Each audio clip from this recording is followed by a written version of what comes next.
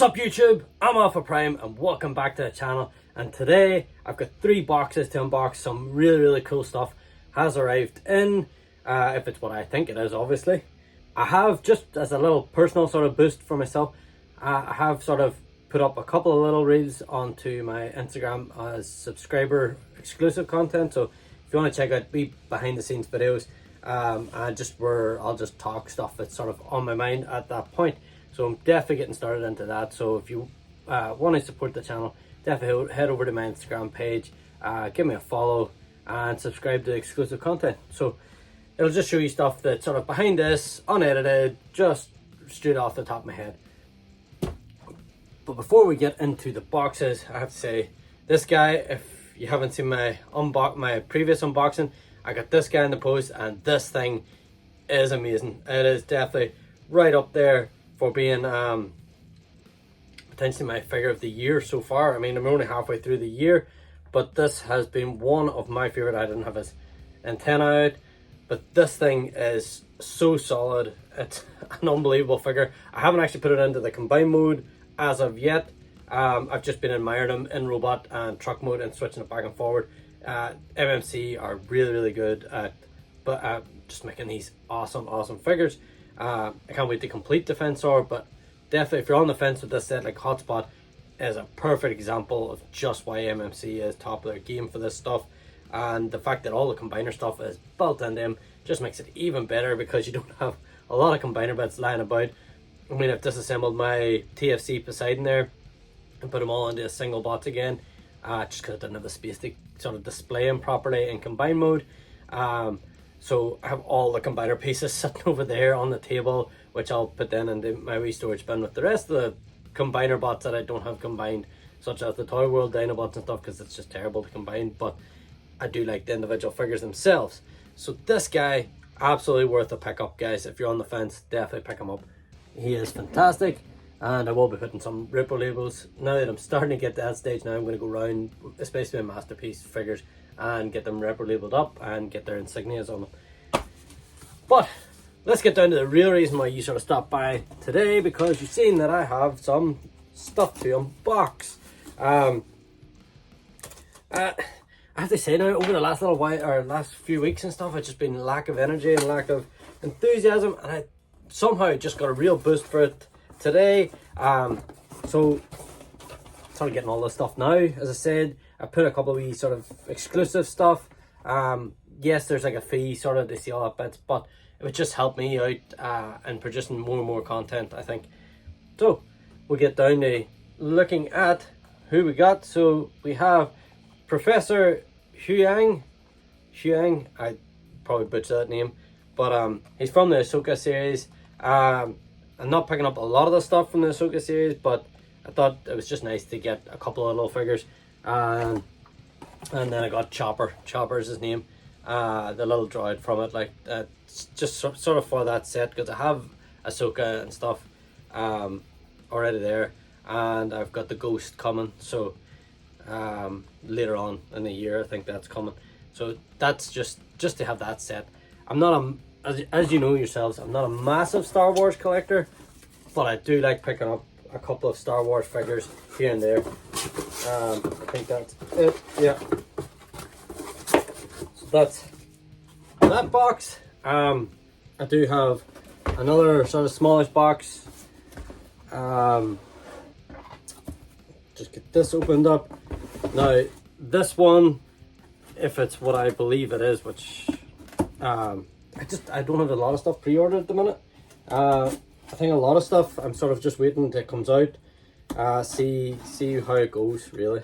I think everybody's in the same road, as in, you know, like a lot of stuff's just gone up in price, and the only thing that's not gone up in price is wages.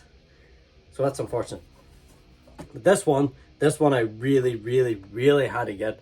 You know, it's just one of them ones that, for me, he's my favorite Spider-Man. Everybody knows who my favorite Spider-Man is the Scarlet Spider. Now I've got him sort of in his, see if I can bring him over without knocking everything off. So we have Scarlet Spider in his sort of updated suit, you know. I think it's it's definitely a really, really awesome costume.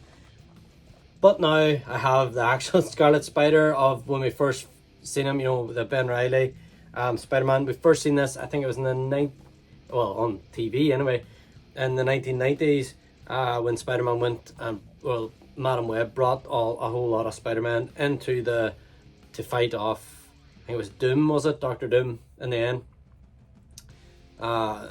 So it's just really, really nice. I've always wanted a figure of this guy.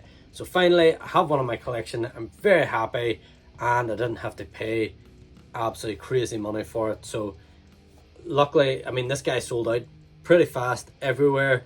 So whenever I've seen it come up, I believe it was Kapow, they popped up then with a few orders and stuff, and I got it straight away. Just by chance that it happened to me on Facebook when they posted that they had these in stock. I think it was like literally posted 2 minutes when I seen the post, so I knew straight away, hit the link and go and get him because he sold out everywhere very, very fast. So it's just great to get the Scarlet Spider. And last but not least, we have this big box, and this one was a bit of a surprise when it got announced and stuff. Well, for me it was a bit of a surprise. I really thought they were going to go back, and this will give you a hint to what it is. I really thought they would go back and give us a more G1-esque Metroplex. I know I'm putting a knife at you. G1-esque Metroplex. I know that we have the Generations one, and it is really cool. I have mine set up over there, and I absolutely love that figure, but I thought they would have just maybe made it a bit more G1, because I mean, there's so much retooling that they can do. They can give us a Metro Titan, they could give us everything. You know, it's exactly right up Hasbro Street, but I'm trying to do this in such a way that I'm not off the camera, because it's so big to sort of set up here. Granted, I think the box is about maybe a third bigger than what the actual box inside. Just turn this over now. But yeah, definitely, I think I've done that sort of video and stuff where I was like chatting about maybe even the next HasLab, I think it was, actually. Not even the next Titan. But this guy that I've got didn't even come into my thought process that we would actually get. But it is very awesome that we actually did get it in the end. We have Tidal Wave.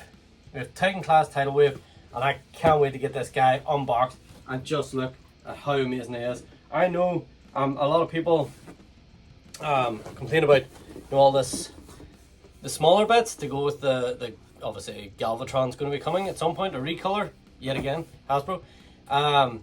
So, you know, the smaller bits and stuff, but I think it's a good idea to have the smaller bits, because then it doesn't actually interfere with the actual figure itself, because they would have had made the actual figure smaller, which means he doesn't scale properly and stuff. So I actually salute Hasbro for doing what they've done with this and giving us the smaller pieces to go with Megatron or Galvatron. He'll go with my Megatron because I don't think I'll be picking up Galvatron. I'm not sure. But it's just good that we have an actual Tidal Wave. It's good to see the likes of Armada and stuff getting just getting noticed more now in the world of Transformers.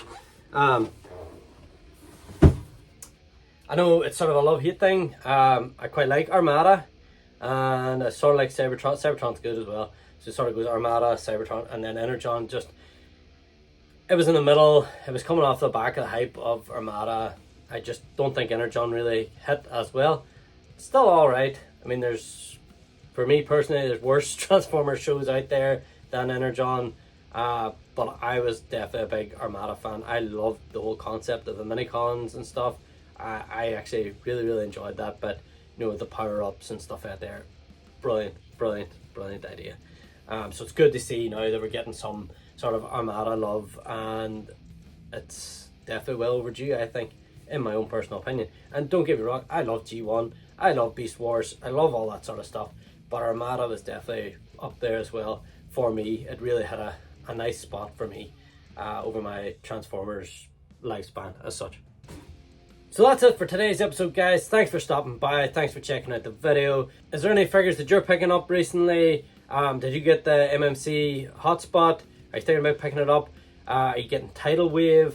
Were you able to get a Scarlet Spider? I know they sold out really, really fast over here. Then I don't really see too many Marvel Legends figures actually in brick and mortar stores, so I sort of have to get them from online stores for that sort of stuff, especially when they're that hot. Because I know there's people that even attend my Smiths now, and whenever like Transformers Rare ones would have came out, they bought them all up and stuff. So you always find there's like one character that always vanishes off the Smiths shelves. So unfortunately, most of the time now I'm having to buy it off online. So like I says, that's it for today's episode, guys. I hope you enjoyed it, and until next time, stay awesome.